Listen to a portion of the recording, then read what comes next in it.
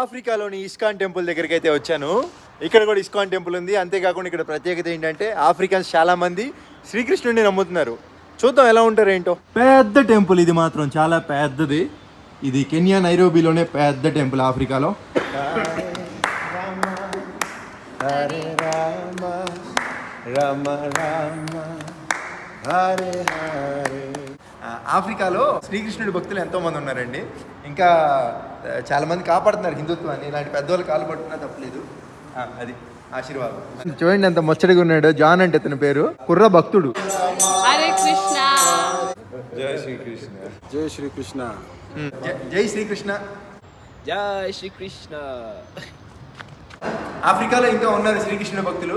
అదే ఆఫ్రికన్స్ కూడా ఉన్నారని చెప్దామని వీడియో చేస్తున్నాను.